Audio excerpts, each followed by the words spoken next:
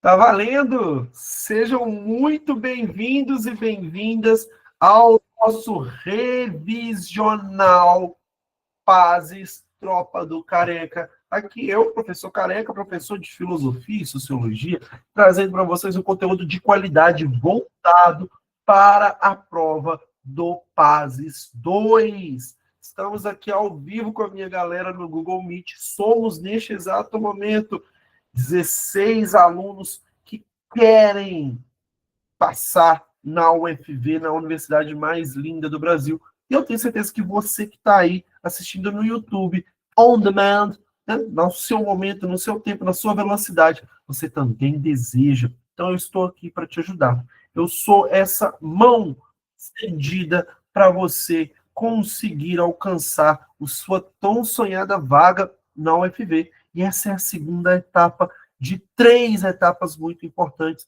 que vão se concluir no Enem do ano que vem. Uma coisa eu já garanto para vocês: vocês vão conseguir entrar na UFV de uma maneira muito mais tranquila no curso que vocês desejam, passando por esse processo do PASES, que é longo, demorado, 3 etapas, do que simplesmente pelo Enem. Mas com uma folguinha. Quando chegar na terceira etapa, que é o próprio Enem, vocês vão usar a nota no Enem como terceira parte. Então, vocês não precisam fazer 2 provas. Isso é uma maravilha. Terceira parte, terceira etapa, terceiro módulo do pré-PASES, do PASES, é o próprio Enem. Então, você vai ter uma mesma ferramenta para alcançar 2 concorrências diferentes dentro daquilo que você almeja para passar no futuro. Tá bom? E eu estou aqui torcendo por você e te estendendo a mão, como eu já disse, para entrar nesses cursos, nesse curso que você tanto almeja.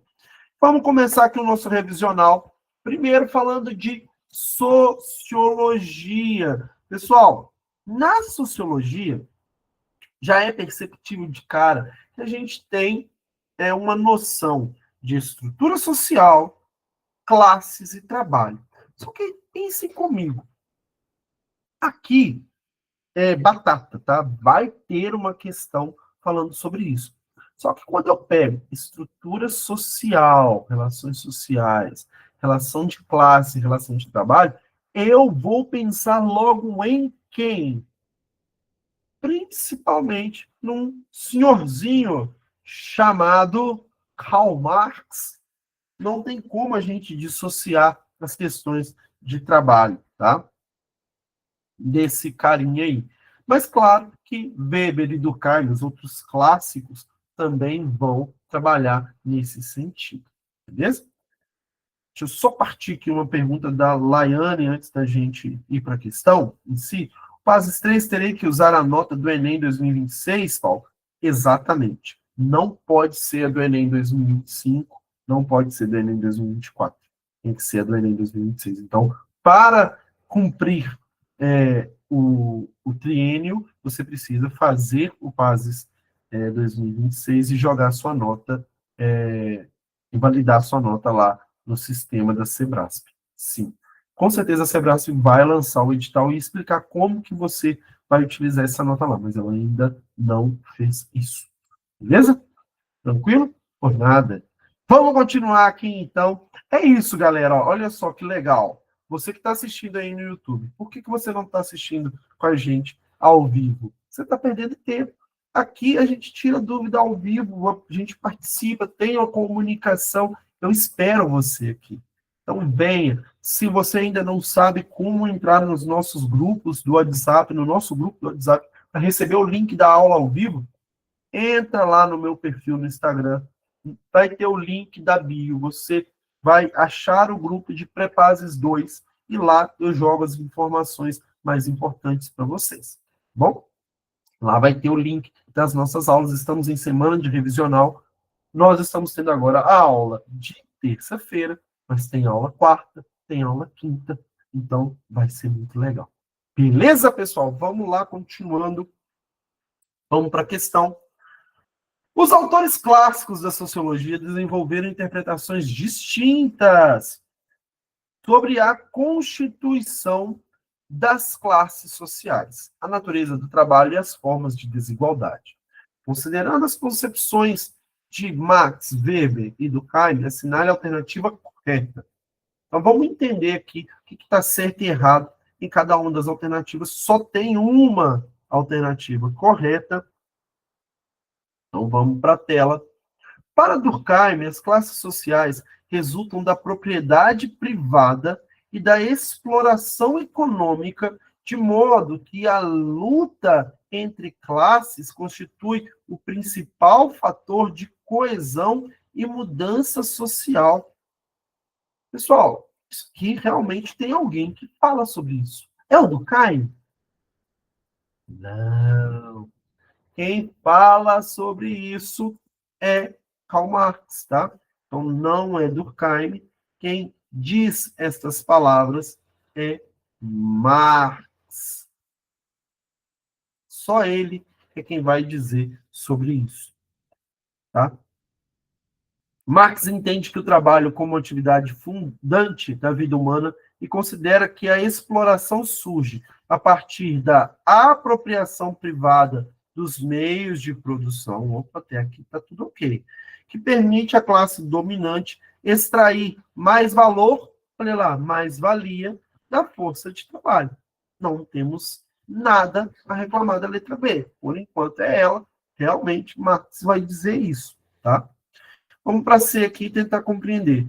Weber sustenta que a estratificação social, realmente, Weber vai falar de estratificação social, possui caráter exclusivamente econômico, sendo determinada apenas, nossa senhora, pela posição dos indivíduos nas relações produtivas. Galera, aqui é importante a gente perceber o seguinte: quem é meu aluno já sabe que eu sou chato pra caramba com isso aqui. Viu uma alternativa que tem a palavrinha exclusivamente, apenas, são as duas que mais aparecem, elas apareceram na mesma alternativa. Já pode anular. Não precisa nem continuar lendo, porque ela não vai estar correta, tá? Marx define a classe social a partir de estilos de vida, prestígio e reconhecimento social, combinando elementos simbólicos e econômicos como critérios centrais. Aqui, ó, nós estamos falando de quem, na verdade? Não é de Marx, é de Weber, tá? É outro Marx, o Max Weber, e não o Karl Marx, tá? Há essa diferenciação aí. Na letra E, Weber afirma que a história é movida fundamentalmente pela luta de classe. Nossa senhora, vocês gostou de luta de classe, hein? E que todas as formas de dominação derivam de conflitos econômicos estruturais. Então, só pode ser letra B. Vamos lembrar o seguinte. Com certeza, Laiane, somente também. Vamos lembrar o seguinte. Durkheim, a sociedade molda o indivíduo. E o trabalho, ele faz parte da construção da coesão social. Ele é um pacto social.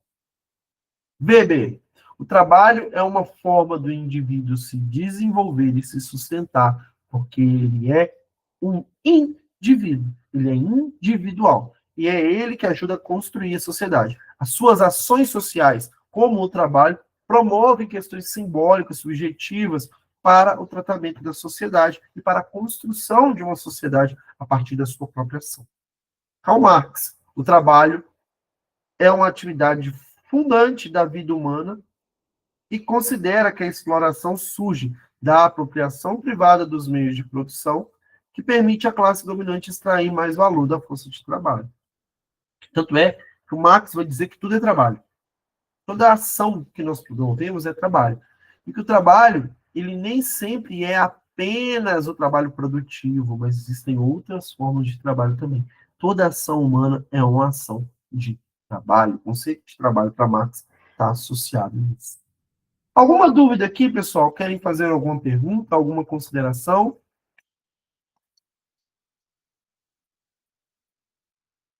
Se não tem dúvida, manda joinha para eu saber que está tudo ok. Isso, por favor. Beleza? Vamos para a próxima, então.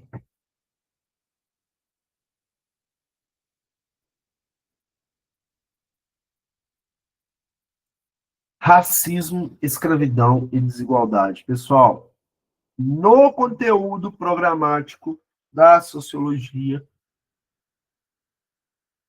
vem falando sobre isso, vem trazendo essa questão. Então, provavelmente vai aparecer lá na prova para vocês, tá?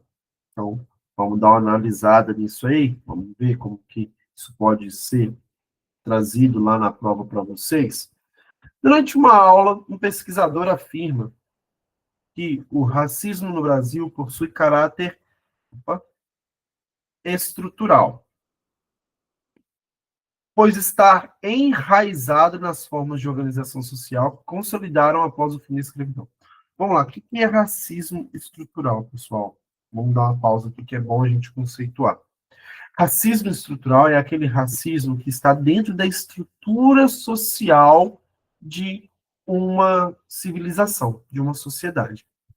Por exemplo, ao utilizar determinados termos historicamente racistas, não significa que nós somos racistas, mas que a nossa sociedade ela está imbuída, cheia de termos que subjugam a questão étnica e racial, ou seja, nós estamos cometendo racismo estrutural, um racismo que já pressupõe que as pessoas negras estão abaixo das demais. Sabe aquelas brincadeirinhas de mau gosto que são racismo? E falam assim: ô, fulano, o professor chamou a sua atenção só porque você é preto, hein? Ah, olha o cara ali, o cotista, que recebeu a cota de negro para estar aqui.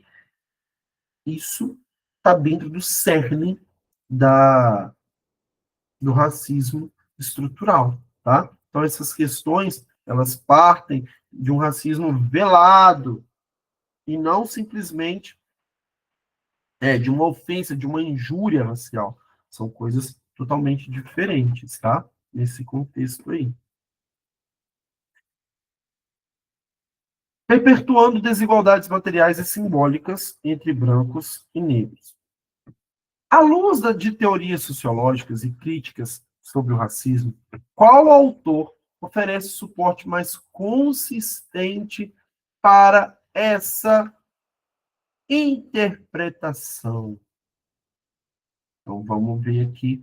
A gente quer, entender o racismo estrutural, tá? Então, vamos procurar alguma alternativa que vai falar diretamente desse racismo estrutural. Franz Fanon, ao argumentar que o racismo brasileiro constitui essencialmente em um problema moral individual, solucionável por processos educativos voltados para o autoconhecimento. Pessoal, primeiro, a palavra corta essa alternativa. Segundo, não pode ser um problema individual. Eu acabei de falar para vocês, racismo estrutural está dentro da sociedade. Se ele faz parte da sociedade, não pode fazer ser individual, ele precisa ser coletivo, ele precisa ser social, ele precisa ser uma ação social nesse sentido, tá? Vitória perguntou aqui, essa questão pode ser interdisciplinar? Vitória, não, é uma questão só da sociologia mesmo. Está mais ligada ao cerne sociológico. Claro que assim, a gente pode discutir essa questão filosoficamente, até mesmo na história a gente pode comungar um pouquinho de algumas coisas, mas os conceitos centrais são sociológicos, tá? O conceito central da questão, ele é sociológico. Letra B. Florestan Fernandes, ao demonstrar que a abolição não criou mecanismos de integração, olha, isso aqui é interessante, hein? Não criou mecanismos de integração dos negros à ordem social competitiva, permitindo a continuidade de estruturas herdadas do regime escravista, ou seja, eles continuaram sendo considerados escravos. Essa letra B aqui, ela é muito boa, muito boa. Vamos ver a próxima. Aí, se ela for certa, eu volto comentando ela. Angela Davis, ao afirmar que a permanência das desigualdades raciais decorre exclusivamente de atitudes preconceituosas de indivíduo e não de instituições. Não, até mesmo as instituições, elas são racistas, promovem o racismo estrutural, até porque as instituições é que influenciam os indivíduos. A família é uma instituição. Então, se você cresce dentro de uma família que é racista, a tendência é que você comungue das ideias dele, até que você possa ter uma educação e não deixe isso acontecer.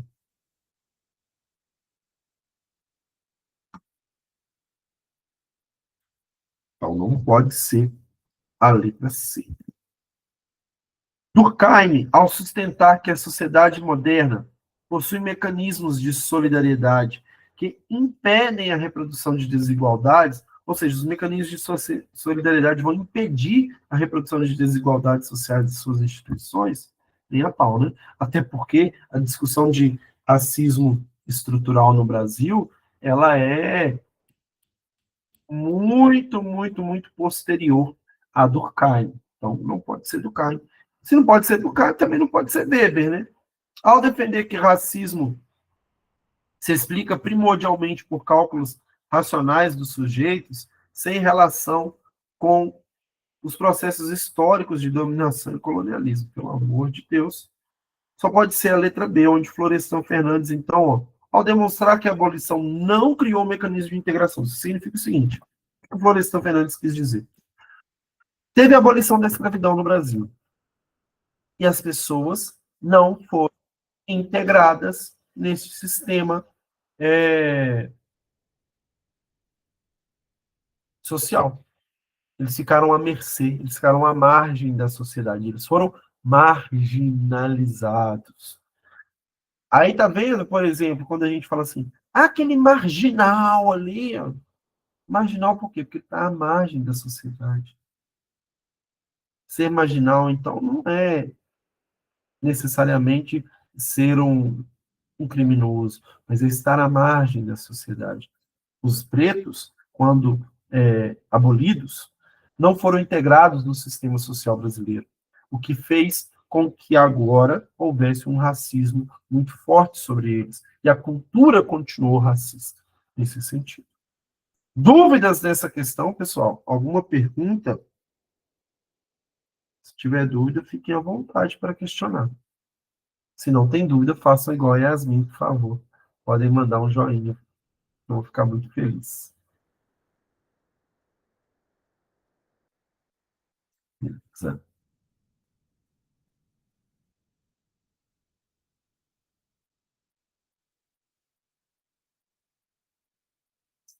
Bora lá então para a próxima.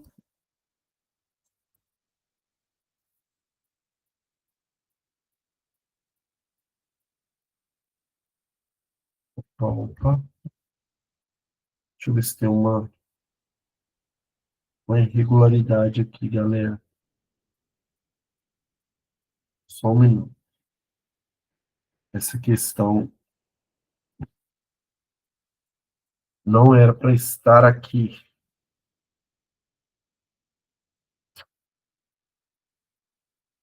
É uma questão de filosofia. Deixa eu recuperar aqui a questão, galera. Não é essa a questão correta.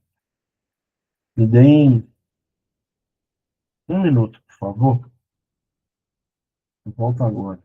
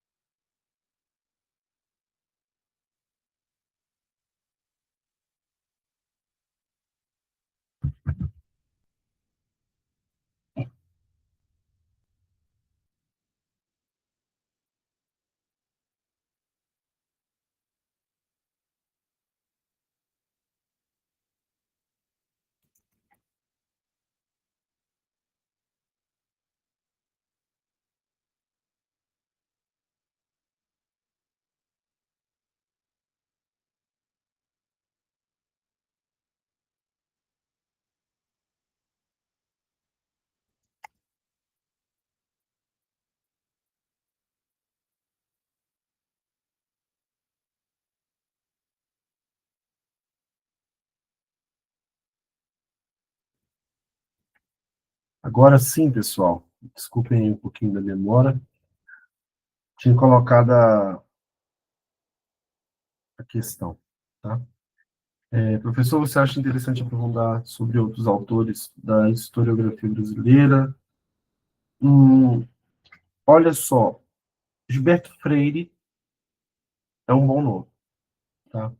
Gilberto Freire é um bom nome, porque ele é o mais comum e ele vai falar de democracia racial, então pode ser, se aprofundar nele é legal, tá? Esther, tá aparecendo para você? Tá, deixa eu ver. E agora, Esther? Agora tá aparecendo? Fechou? Então vamos lá para a questão, pessoal. Poder, hegemonia e ação coletiva. Pessoal, quando a gente fala de ação coletiva, contrapondo as questões de poder e hegemonia, nós vamos falar principalmente de movimentos sociais. Por isso eu trouxe para vocês uma questão de movimento social, beleza? E aí, vocês podem perceber que tem um padrãozinho nas questões que eu trouxe, principalmente para a gente poder trabalhar alguns autores, alguns conceitos importantes que podem vir a aparecer na prova para vocês, beleza? Movimentos sociais desempenham um papel central na disputa pelo poder simbólico, político e cultural, constituindo formas de ação coletiva que questionam desigualdades e ampliam direitos. Então, a ação dos movimentos sociais é uma ação coletiva que questiona as desigualdades e ampliam direitos. Essa é a função do movimento social. Considerando diferentes abordagens teóricas sobre o poder e a mobilização social, assinale a alternativa correta. Tá? Então, aqui nós queremos considerar diferentes abordagens teóricas sobre poder e mobilização social, uma relação entre o poder, geralmente o poder do Estado, e a ação social, que geralmente vai estar sendo promovida ali por esse movimento social. Vamos ver qual autor tem mais uma melhor comunicação a respeito disso. Para Gramsci, o poder político repousa exclusivamente no aparelho coercitivo do Estado, tornando inviável para qualquer disputa cultural transformação no campo da hegemonia. Não é exclusivamente, é um dos elementos, tá? Então não pode ser.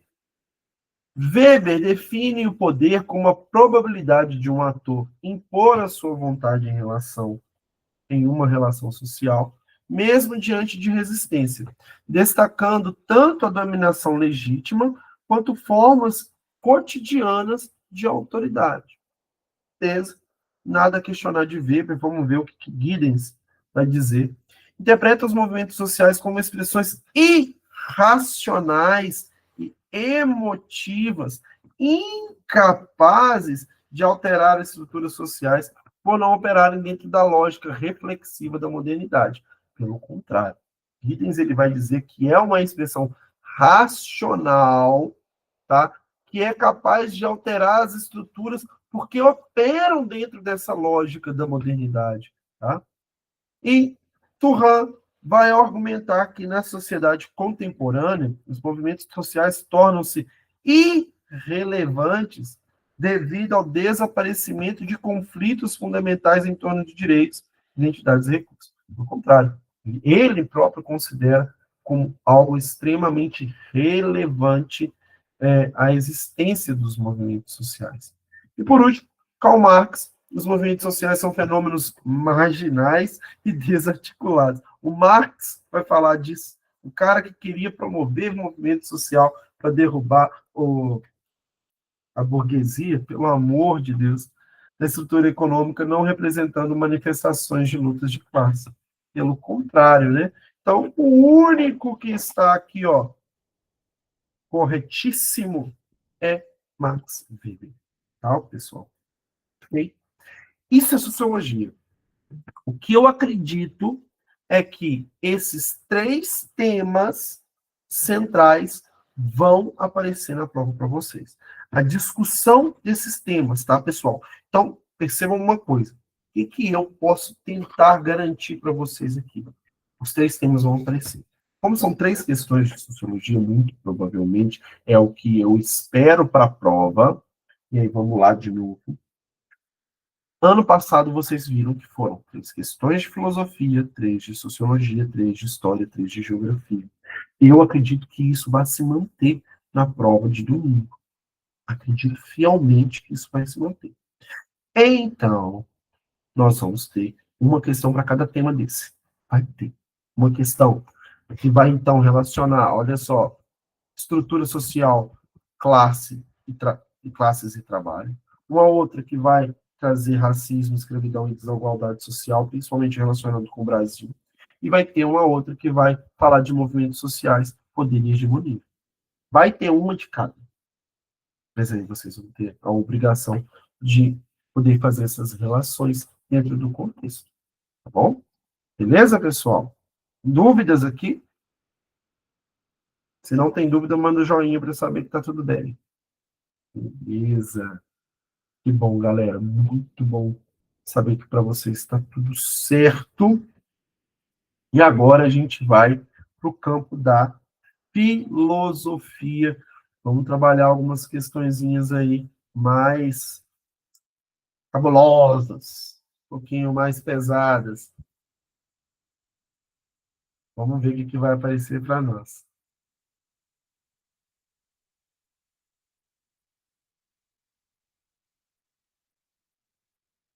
Vamos lá, vamos dar uma olhadinha aqui naquilo que vai nos apresentar.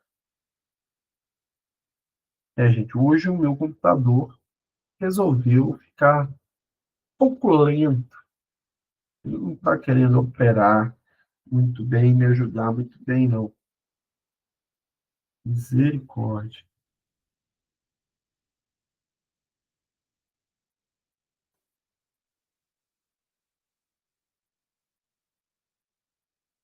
Meu filho, quando não é para ajudar, você não é ajuda, né?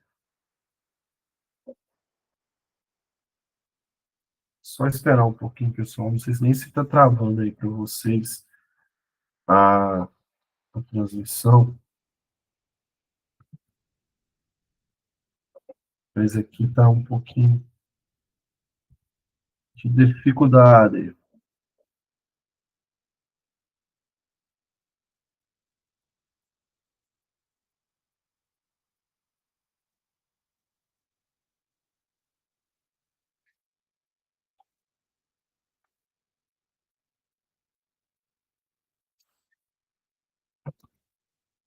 Aí, agora sim. Modernidade, razão e autonomia para Kant. Tá? É o primeiro tema que vai aparecer para vocês lá na prova de filosofia. Então, Kant é importante. Tá? Vamos lá, que só antes, um pouquinho, tem duas perguntinhas. Prof, quais são as palavras-chave de Marx, Weber e Durkheim? Boa pergunta. Olha só, primeiro, Marx, luta de classes, tá? Durkheim, fato social, e Weber, ação social. Basicamente é isso. Significado, luta de classes. Classe oprimida por uma classe opressora, né? Uma classe é oprimida por uma outra classe que é opressora, principalmente em relação burguesia e proletariado. Durkheim, a sociedade promove o fato social, ou seja, ela vai conduzir o indivíduo com medidas coercitivas para que ele seja totalmente influenciado pelas instituições. E Weber, as ações sociais são individuais e subjetivas. É o indivíduo quem molda a sociedade. A moldura da sociedade parte do indivíduo, contrário daquilo que pensava Durkheim. Tá? Basicamente isso, Yasmin. Vamos lá, então. Continuando aqui. Vamos falar de filosofia, vamos falar dele. Immanuel Kant é o cara para a gente estudar agora. O projeto iluminista defendeu a compreensão moderna de liberdade ao defender o uso público da razão e da autonomia moral. Considere o trecho adaptado de Kant. O esclarecimento é a saída do homem da sua menoridade. Olha só, já teve até uma questão de Enem utilizando essa frase. Da qual ele próprio é culpado. Menoridade é a incapacidade de fazer uso do seu entendimento sem a direção de outro. Ou seja, segundo Kant, a menoridade aqui é a irresponsabilidade da ação. Você promove uma ação sem considerá-la se ela é moral ou não. Vamos lá. A questão é um imperativo categórico de Kant. Kant vai dizer o seguinte: toda ação ela precisa ser tratada como um dever moral. O que isso reflete para nós? O entendimento é o seguinte: eu, como ser humano, preciso perceber se a minha ação ela está de acordo com a minha liberdade. Na seguinte frase: eu não posso fazer ao outro aquilo que não gostaria que fizesse comigo. Ou eu devo fazer aquilo que eu considero que todo mundo poderia fazer. Se eu quiser dar um soco no Joãozinho, seria legal que todo mundo desse soco no Joãozinho? Ou que todo mundo desse soco em quem ele quisesse dar soco? Não, não seria legal, porque um dos atingidos poderia ser eu. Então, eu não faço isso. Agora, será que dar uma aula gratuita de filosofia e sociologia para os alunos que estão se preparando para o PASES 2 seria legal se todos os professores, todas as pessoas que têm conhecimento fizessem isso também? Nossa, seria muito maneiro, porque muita gente ia ser alcançada com isso. Isso, então, é uma ação moral, moralmente boa. Seria legal se isso acontecesse. Então, faz todo sentido que seja assim, beleza? Então, a ação imoral é quando eu não penso nas consequências, vou lá e faço. Então, eu estou praticando a menoridade, eu ainda não sou maturo o suficiente para fazer isso, para ter esse discernimento, tá? Então, basicamente, vai ser isso aí, beleza? Então, vamos lá. Com base no pensamento kantiano sobre modernidade e iluminismo, assinale a alternativa correta. A menoridade humana decorre de limitações naturais da razão,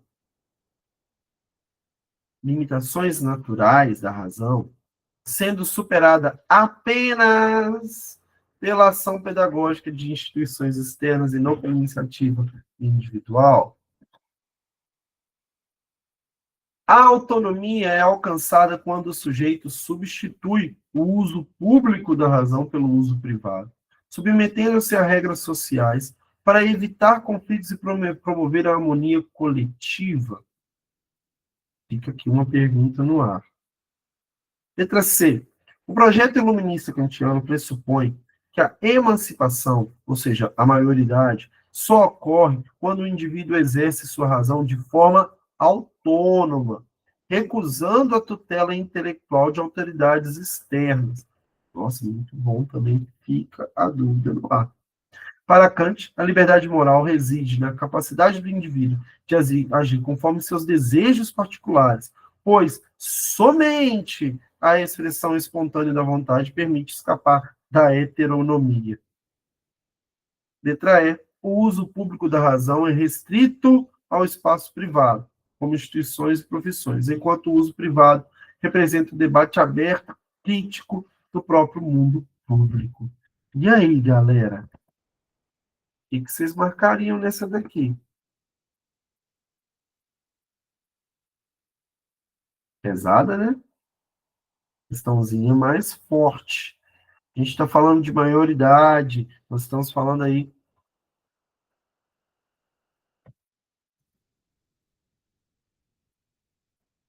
de Kant e o seu intuito aqui, que é, deixa eu ver se vocês falaram alguma coisa. Letra C, letra E, letra A. Tá todo mundo confundindo aqui. Ó, galera, letra A e letra D não podem ser. Até porque tem aquelas palavrinhas que eu falei com vocês, né? Apenas, somente, olha lá, aparecendo na questão. Então, não podem ser essas questões, tá? Essas alternativas. A letra B, ela vai ter um probleminha aqui. É o seguinte: a autonomia é alcançada quando o sujeito substitui o uso público da razão pelo privado. Não necessariamente, tá? Submetendo-se a regras sociais. Não, as regras são individuais. É a minha própria mente que opera, tá? Por isso que o uso público da razão também não pode ser restrito ao espaço privado. E a resposta só pode ser a letra C. O projeto iluminista kantiano pressupõe que a emancipação só ocorre quando o indivíduo exerce sua razão de forma autônoma, ou seja, eu é quem comando as minhas ações. A minha razão é comandada por mim mesmo, mas eu tenho ciência de que eu só vou operar de forma moral, de forma ética, de forma coesa, sem a interferência externa de outros fatores, tá? Então, basicamente, nós vamos ter aqui a letra C como resposta correta para essa questão, tá? Compreendido, pessoal? Alguma dúvida nessa questão aí? Mais pesado, né? Mais complexo. Foi o que eu falei para vocês. Um pouquinho mais densa a filosofia na prova do PASES. Pode ser que venha num nível mais tranquilo, mas a gente traz aqui um nível pesado até para a gente poder desenvolver o pensamento, promover uma análise mais potente nesse sentido, tá? Então, é bom para vocês também que seja assim, que a gente possa operar dessa forma, tá bom? Miguel, pode dar uma revisadinha então. Eu sugiro para vocês, eu acho que eu já falei ontem, né? Canal Parabólica para Filosofia e Sociologia e História. Muito bom, tá? É um canal que eu recomendo demais para vocês estudarem, dar uma revisada. E tem lá, tipo, Kant para Enem, tá? Uma revisãozinha bem coesa, bem rápida. Às vezes ele fala ali com 10 minutinhos só, ele dá uma explicação muito boa sobre os autores. E eu acredito que o Kant é um principal nome para aparecer na filosofia do Pazes II. Tá? Olha que interessante. Trabalho, capitalismo e alienação na filosofia, tá? Tá lá no conteúdo programático de filosofia. Então, pode ser uma uma questão que talvez a gente não vai ter Marx na sociologia e vai ter Marx na filosofia. Claro que é uma questão interdisciplinar, claro que vai aparecer conceitos sociológicos e filosóficos, tá? Não fiquem aprensivos. Ah, é interdisciplinar? Não é. Marx sempre é interdisciplinar. A gente analisa ele sempre nos dois formatos. Não tem como não ser assim, tá? Então fiquem tranquilos em relação a isso. Ele vai provavelmente aparecer na prova, é, independente ou não, se será na filosofia ou na sociologia, tá? Vocês não precisam ter medo disso, beleza?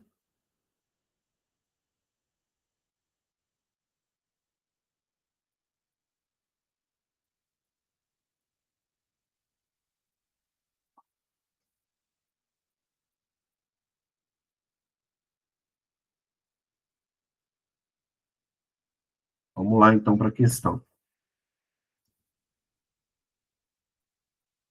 Um professor afirma que na sociedade moderna o desenvolvimento tecnológico não elimina a exploração, mas a reorganiza, ampliando a separação entre o trabalhador e o produto de seu trabalho.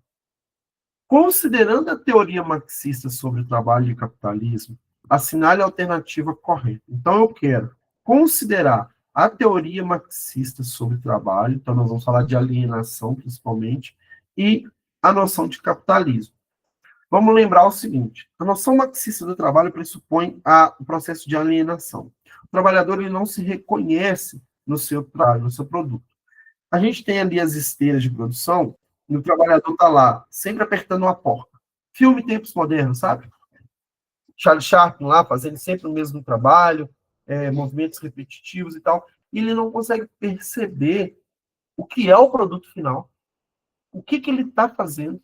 Ele não se enxerga mais no seu trabalho, ele fica alienado naquele mundo ali, porque ele sempre faz a mesma coisa no processo repetitivo. E isso desvincula ele do seu trabalho. Diferentemente de um agricultor, por exemplo. Um agricultor, ele tem a capacidade de plantar, cultivar e colher. Ele percebe todo o processo. Ele faz parte do processo. É ele quem opera o processo. O trabalhador fabril não faz isso. No capitalismo, a gente percebe que essa relação ela não se exclui. No capitalismo moderno, pelo contrário, ela se amplia, mas se reorganiza, se modifica. Então, nós temos que encontrar essa relação nas alternativas. Letra A. A alienação é o resultado exclusivo da introdução de máquinas que, ao substituírem o trabalhador, tornam o processo produtivo totalmente independente de relações sociais. Nossa Senhora, né? Para Marx, a exploração ocorre porque a tecnologia permite que o trabalhador se aproprie de uma parcela maior do produto final, aumentando a desigualdade dentro da classe capitalista. Nada a ver também essa letra B. Vamos ver a letra C. A alienação expressa a perda do controle do trabalhador sobre o processo, ok. O produto, sua propriedade, sua própria atividade e sua essência. Tá? Alienação expressa a perda do controle do trabalhador sobre o processo, sobre o produto, sobre a sua própria atividade e sobre a sua essência, ok. Intensificada pela apropriação privada dos meios de produção. Bom, a letra C está muito boa. D. No capitalismo, as máquinas eliminam a mais-valia. Oxe. Pois distribuem automaticamente o valor gerado entre os capitalistas e os trabalhadores de forma proporcional. Letra E. Tecnologia garante a emancipação humana. Nossa, garante a emancipação humana? Garante. Permitindo que o trabalhador se reconheça plenamente em sua atividade produtiva. Plenamente. Mesmo dentro do sistema capitalista. Gente, pelo amor de Deus, né? Só pode ser a letra C. Aqui uma questão mais tranquila. Eu também acho, Miguel, concordo com você, que as questões de Marx geralmente são mais tranquilas. Porque Marx é muito. Eu acho que Marx é muito fácil de entender. O que ele quer dizer, como ele quer dizer e por que ele quer dizer. Ele é claro e objetivo. Você pode concordar ou não com a metodologia marxista. Isso não tem problema. Mas entender Marx é muito fácil. Botar em prática não é tão fácil assim. Mas compreender Marx é muito claro. Se tem uma virtude de Marx, é que ele é claro nas suas ações e naquilo que ele diz. Laiane, professor, poderia me explicar o que seria mais-valia? Claro. Eu produzo isso aqui, ó. Ah, vocês não estão vendo. Ah, agora estão. Produzo aqui, ó. Meu celular. Seguinte, eu estou produzindo um celular que custa R$ 8.000. E eu produzo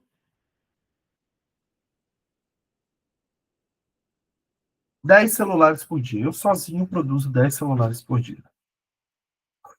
Nessa minha produção de 10 celulares por dia, então, pensa, por dia eu produzo cerca de R$ 80.000. Trabalho 5 dias por semana.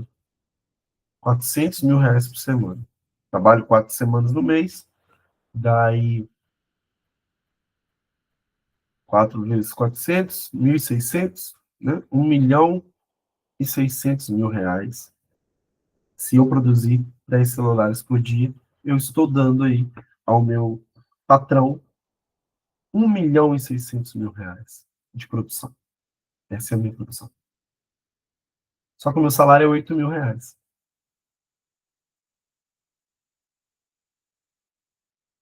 A diferença entre o que eu produzo e o que eu recebo é a mais-valia. Quem ficou com esse lucro todo? O burguês. Basicamente é isso. Compreendido, Laiane?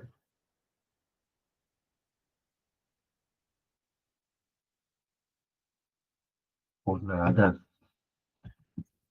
Vamos lá para a nossa última questão, que vai falar de Heidegger e Hans Jonas.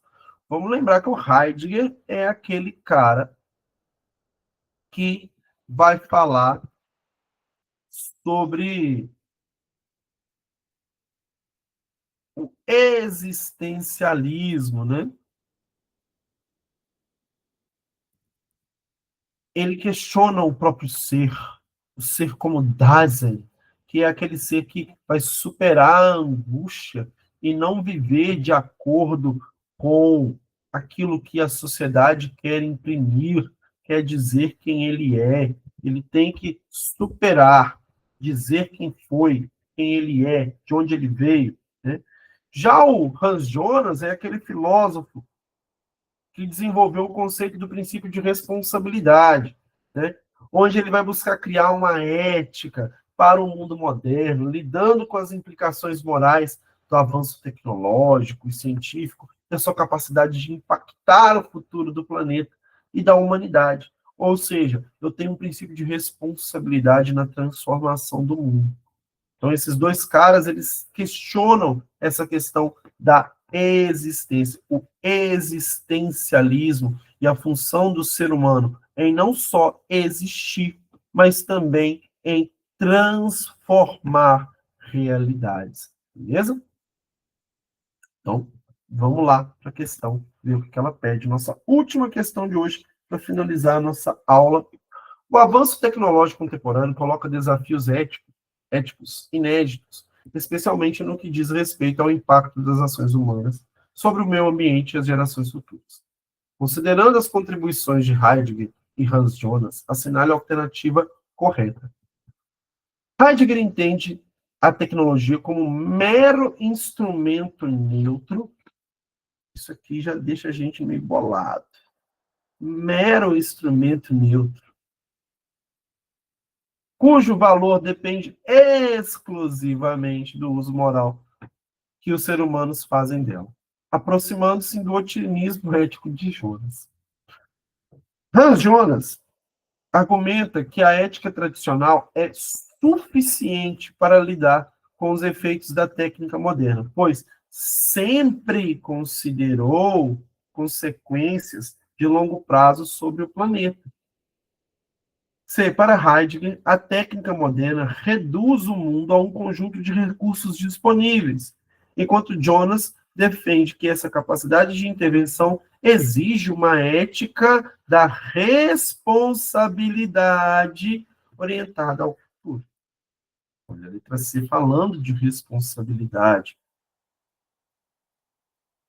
E a ética, e a tecnologia como um conjunto de recursos disponíveis. A letra C é boa. Letra D. A crítica de Heidegger à técnica moderna baseia-se na ideia de que ela deve ser abolida. Gente, quando vê radicalidade demais assim, pode cortar. Olha só por exclusão a gente já consegue, talvez, marcar a letra C.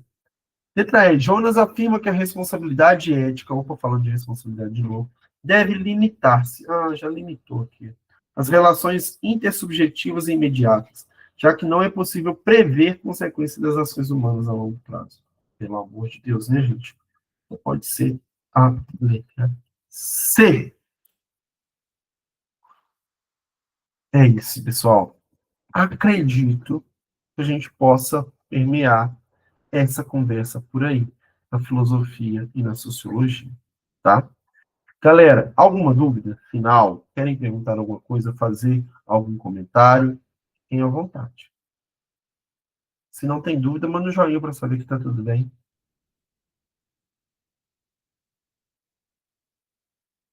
Beleza, então. Galera, é isso. Queria agradecer muito a vocês pela presença. Muito obrigado pela participação. Estaremos juntos aí, pelo menos de um pouquinho, vou entrar nas próximas aulas com vocês. Temos ainda a aula da professora Malu, que vai ser amanhã, às 20 horas. Então, aula de química amanhã para vocês. E aula de matemática na quinta-feira. Tá bom? Beijão no coração para você que está aí no YouTube aí. Me siga nas redes sociais. Tamo junto. Valeu. É nóis. Forte abraço. E até a próxima Valeu, galera. Boa prova para vocês.